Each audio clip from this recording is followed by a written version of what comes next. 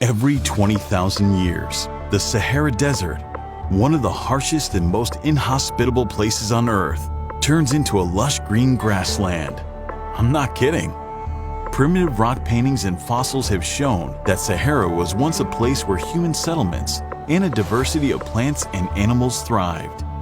The climate of North Africa swings between wet and dry climates every 20,000 years or so. This gives us a periodic dry and green Sahara. But why does this happen? What's the reason behind this transition? The answer is the Earth's axial tilt. Right now, our planet is tilted at 23.5 degrees. However, this tilt is not constant. Instead, it varies between 22.1 degrees and 24.5 degrees over 41,000 years. When the Earth is tilted to receive maximum summer sunlight, it intensifies North Africa's monsoon activity, making for a wetter, greener Sahara. Conversely, when the planet's axis swings toward an angle that reduces the amount of incoming summer sunlight, monsoon activity weakens, producing a drier climate similar to what we see today. Sahara is the largest hot desert on our planet. It is the size of China. Despite being famous for landscapes full of sand, 70% of the desert is gravel, creating rocky Hamana landscapes. About 30% of the desert is covered in sand, where the landscape constantly changes. Winds move tons of sand daily, and even the highest dunes travel several yards each year. Scientists estimate that the desert has grown over 10% during the last century due to climate cycles changing due to human activity. Just like the landscape, the weather in the desert can be pretty treacherous. Sand and rocks heat up quickly during the day, but do not keep the warmth at night. In addition, the air is dehydrated, so there are no water particles to slow down the temperature drop. Because of that, the average temperature in the desert during the day is 38 degrees Celsius, and during the night it's -4 degrees Celsius. The highest temperatures of 57.8 degrees Celsius was recorded in 1922 in Libya, and the lowest reached -36 degrees in the mountains.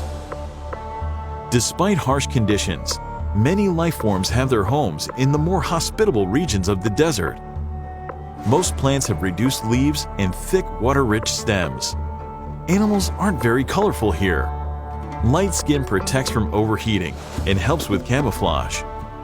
Most species are active during nighttime and hide in caves and dens during the day. Camels, goats, gazelles, cheetah, and fennec fox make up the population of mammals.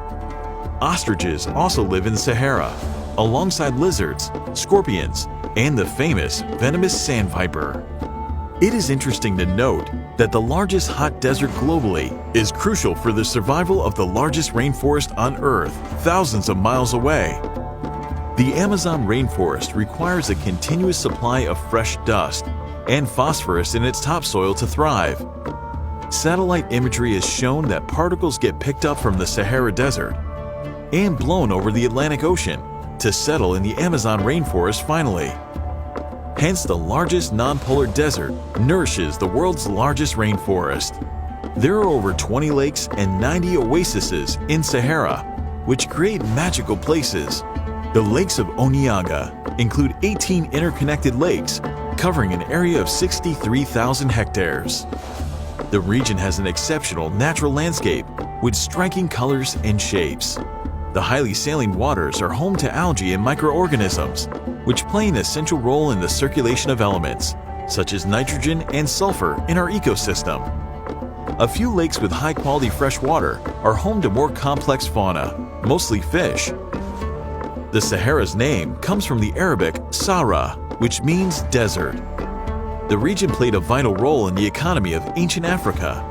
It made up many essential trade routes. For example, caravans of up to 12,000 camels traveled between Egypt and Sudan, enabling the countries to exchange goods such as gold, copper, and salt. Today, 2.5 million people live in the desert. Most of them live either in an oasis or nearby the rivers, or lead a nomadic lifestyle, traveling across the desert with herds of sheep and goats.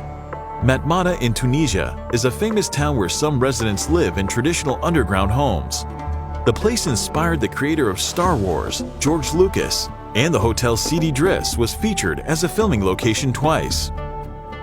Human activity affects the entire planet, and Sahara isn't an exception.